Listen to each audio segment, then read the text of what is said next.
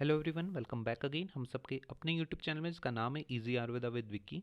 आज का टॉपिक है वात रक्त, जिसे हम गाउट से भी कोरिलेट कर सकते हैं। तो आज हम इस वीडियो में देखने वाले हैं सबसे पहले व्याधि परिचय, उसके बाद निदान, फिर हम देखने वाले कि वात रक्त किन स्थान में होता है, उसके बाद हम देखेंगे पूर्व रूप जिसका हम श्लोक भी याद करेंगे एक निमोनिक के साथ, उसके बाद हम देखेंगे भेद, फिर देखेंगे उन भेद के लक्षण, उसके बाद हम देखेंगे संप्राप्ति, फिर हम देखेंगे उपद्रव, साध्य साध्यता और लास्ट में हम चिकित्सा और उसके चिकित्सा योग हम याद करेंगे कुछ निमोनिक के साथ। तो आइए स्टार्ट करते हैं। सबसे पहले हम देख लेते हैं व्याधि परिचय। तो नाम से इंडिकेट है वात और रक्त, तो इसमें किसकी दृष्टि होगी? वात की और रक्त की। जैसे कि बोला गया है कि इस रोग में मुख्यतः वात दोष व रक्त धातु की दृष्टि होती है, अतः इसे क्या बोला जाता है? वात रक्त। तो यहाँ से ध्यान रखने वाली बात है कि वात दोष व रक्त धातु की दृष्टि होती है, अतः इसे हम वात रक्त कहते हैं।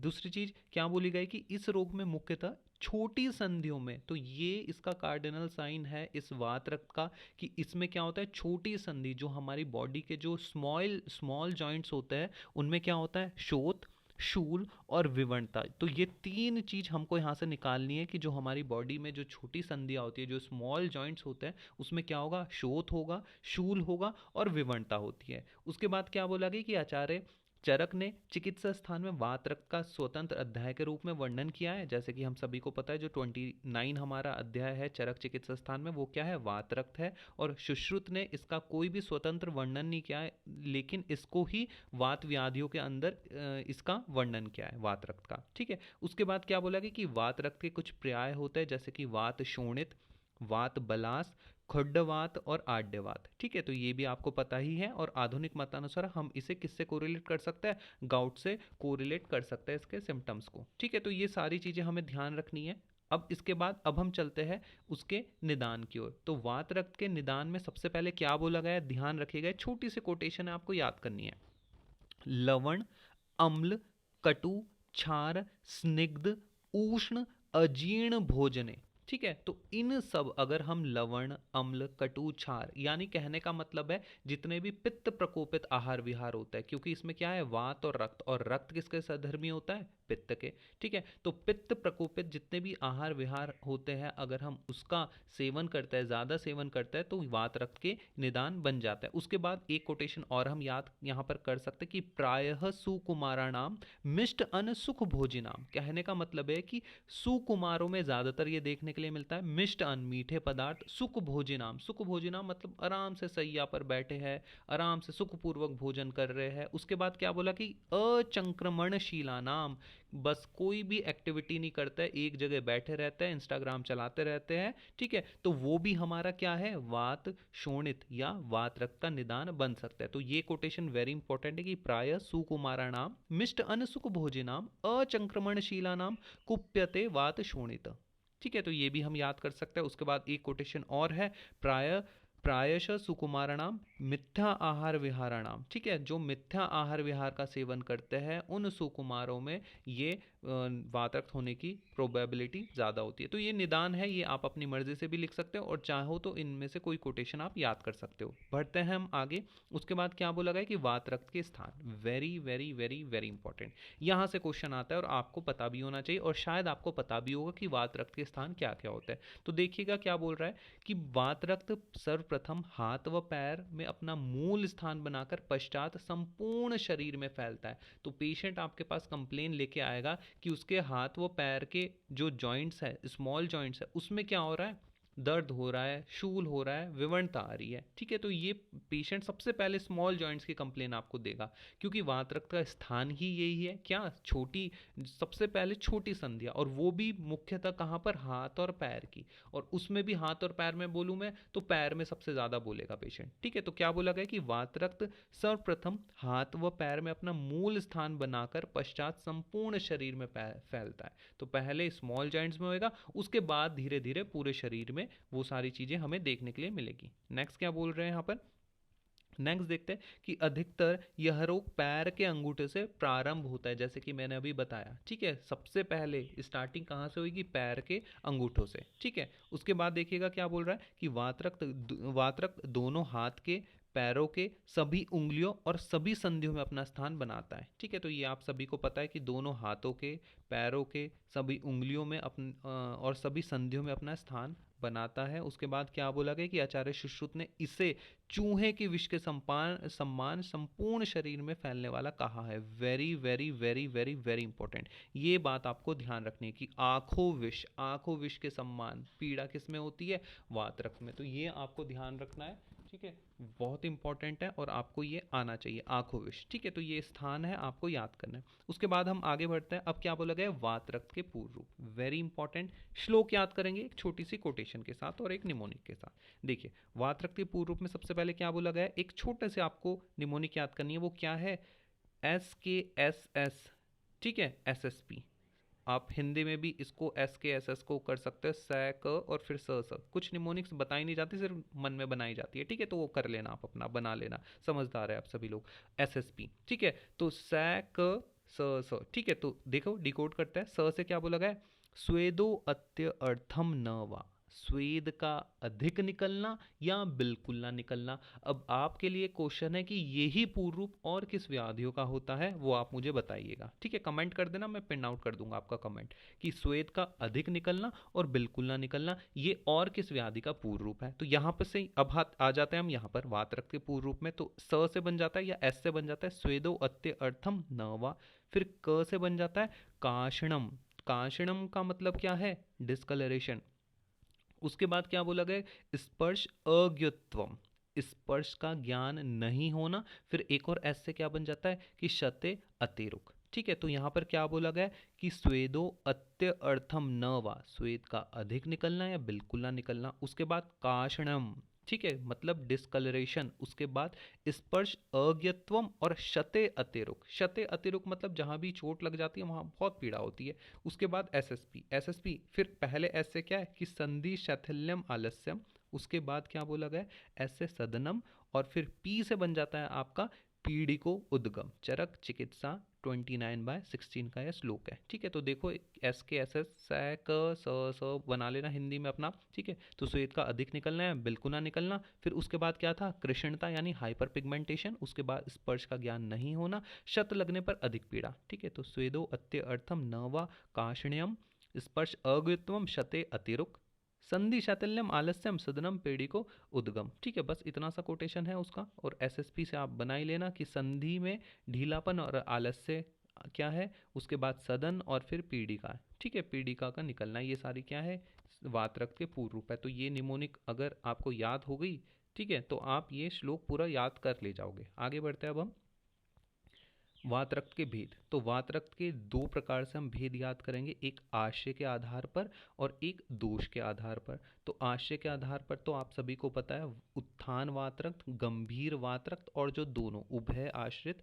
वात रक्त, तो इंपॉर्टेंट है ये भी। उसके बाद दोष भेद से भी है, तो वातज वात्रक, पित्तज वात्रक, कफज वात्रक। उसके बाद क्या बोला गया, तीन और है, रक्तज वात्रक, द्विंदज वात्रक और सन्निपातज वात्रक। तो यहाँ से जो मेन है वो है ये आशय भेद से। तो हमको ये याद करना है कि उत्थान और गंभीर वात्रक, इनके अभी हम लक्षण भी देखेंगे आगे। ठीक है, तो चलते हैं आगे। उसके बाद वातरक्त के लक्षण, सबसे पहले उत्थान के हम देख लेते हैं। तो उत्थान वातरक्त के क्या लक्षण यहाँ पर देखने के लिए मिलता है, तो देखो सबसे पहले उत्थान वातरक्त होता क्या है।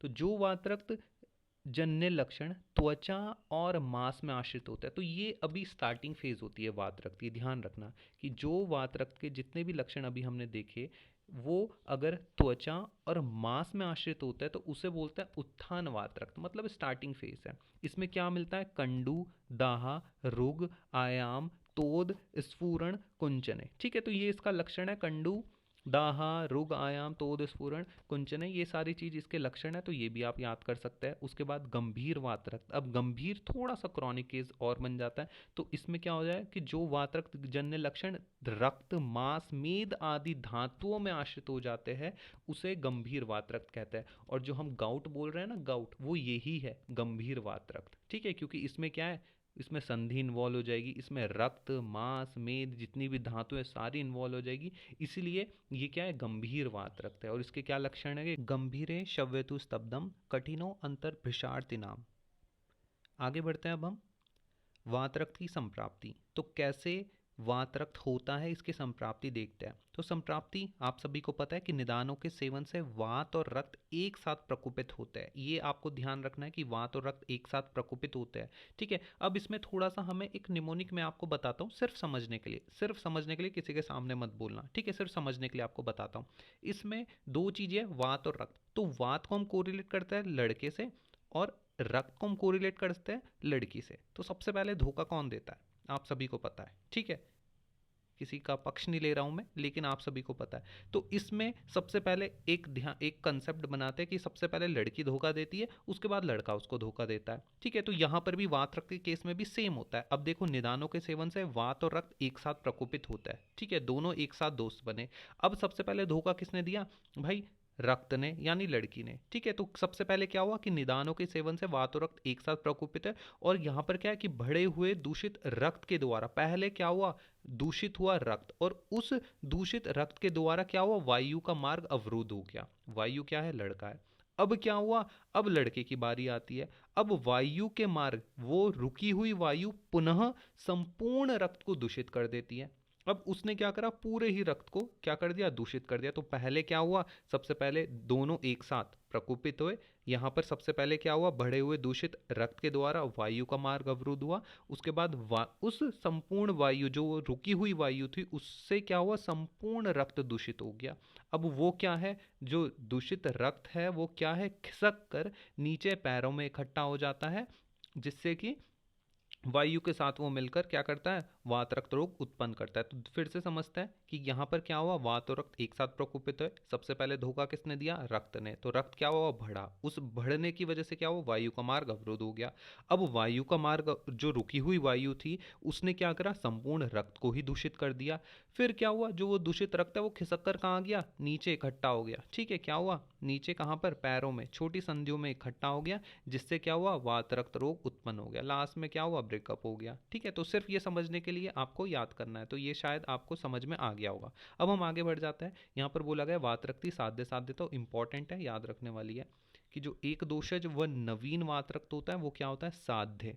और द्विंदज जो वात रक्त होता है वो होता है याप्य, और त्रिदोषज और समस्त उपद्रव युक्त जो वात रक्त होता है वो होता है असाध्य। क्या इसके उपद्रव होता है वो हम आगे अभी देखेंगे। तो आपको सिर्फ तीन चीजें यहाँ पर याद करनी कि एक दोषज और नवीन वात रक्त साध्य, द्विंदज होता है वो याप्य, और त्रिदोषज और संपूर्ण उपद्रव से युक्त जो वात रक्त होता है वो होता है असाध्य। आगे बढ़ जाता है अब उपद्रव। ठीक है, तो उपद्रव, एक चीज सबसे पहले याद करोगे कि वात रक्त का प्रधान उपद्रव जो होता है वो होता है मोह। एमसीक्यू का क्वेश्चन है, बहुत बार एमसीक्यू में क्वेश्चन पूछा जा चुका है कि वात रक्त का प्रधान उपद्रव क्या है, मोह। ठीक है, अब जो अब इसका और हम उपद्रव याद करते हैं तो आसाम से याद कर देना कि जो वात रक्त हुआ था, या वो लड़का लड़की वाला सीन याद कर लेना, वो कहाँ पे ब्रेकअप कहाँ पे हुआ, आसाम में जाके हुआ। ठीक है, तो आसाम से कोरिलेट कर सकता है कि ए से अनिंद्रा, ए से अरोचक, फिर एस से श्वास बन जाता है, फिर ए से बन जाता है उंगली वक्रता, उंगली टेढ़ी, स्वान नेक डिफॉर्मिटी जिसे आप बोलते हो। ठीक है, वो सारी चीज, और एम से मोह।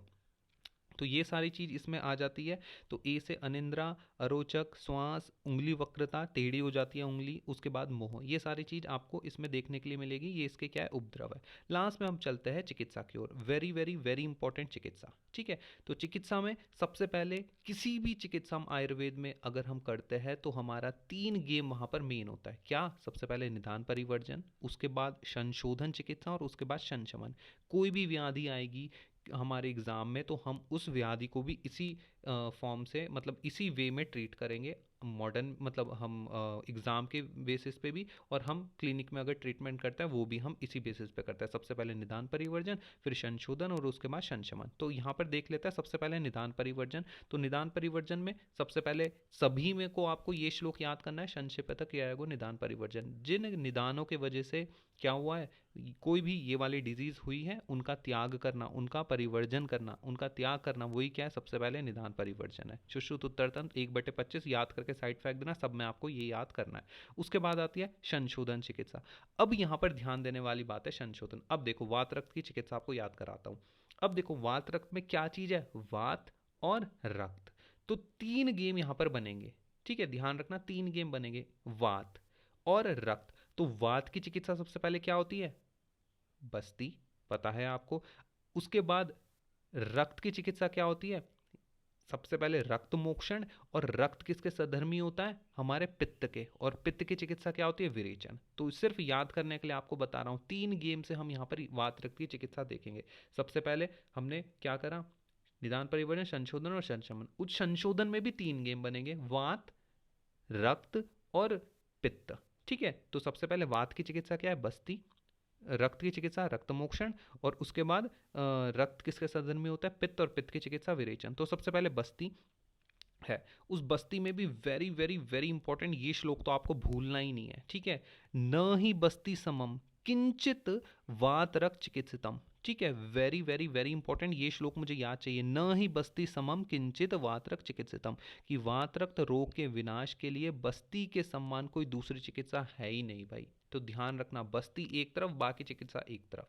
ठीक है, तो वात रोग के विनाश के लिए बस्ती के समान कोई दूसरी चिकित्सा है ही नहीं। तो न ही बस्ती समम किंचित वातरक चिकित्सितम, याद करके साइड फैक्ट देना। चरक चिकित्सा 29 का ये श्लोक है। उसके बाद आगे बढ़ते हैं। ठीक है, आगे क्या बोला गया? सबसे उसके बाद रक्त मोक्षण। तो रक्त मोक्षण में भी क्या बोला गया कि वातरक्त रोग में रोगी के बल दोष का विचार कर रक्तमोक्षण कराना चाहिए, और रक्तमोक्षण के लिए श्रृंग, जलोका, अलाबु, सूची, प्रच्छान, शिरावेद का प्रयोग करना चाहिए, जिसे कि हम षड्विध शिरावेद बोलते हैं। 6 प्रकार से शिरावेद किस व्याधि में करने के लिए बोला गया? वो है आपका वात रक्त। तो षड्विध शिरावेद किसमें? रक्त, इसमें वात रक्त में। कैसे? श्रृंग, जलोका, अलाबु, सूची, प्रच्छान और शिरावेद। आगे बढ़ जाते हैं। उसके बाद विरेचन। अब विरेचन कैसे कराएंगे आप?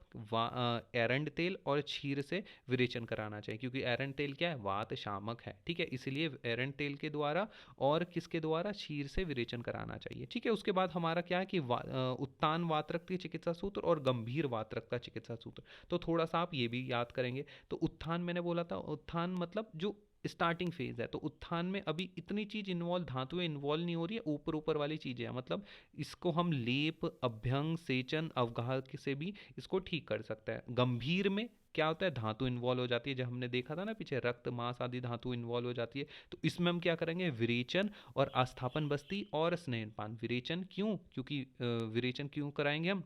पित्त और जो रक्त है वो पित्त सधर्मी है, इसलिए विरेचन कराएंगे। आस्थापन बस्ती और स्नेहपान ये वात के लिए। ठीक है, चलो। तो संशमन चिकित्सा हम देख लेते हैं। तो संशमन चिकित्सा में ये सीक्वेंस हमेशा हमें याद करनी होती है। सबसे पहले हम रस, भस्म और पिष्टी लेते हैं, उसके बाद वटी और गुग्गुल लेते हैं, उसके बाद चूर्ण लेते हैं, फिर हम आसव क्वाथ और कषाय लेते हैं, उसके बाद आसव वरिष्ठ लेते हैं, और लास्ट में हम तेल लेते हैं। मात्रा हम सभी को पता है रस की कितनी होती है मात्रा।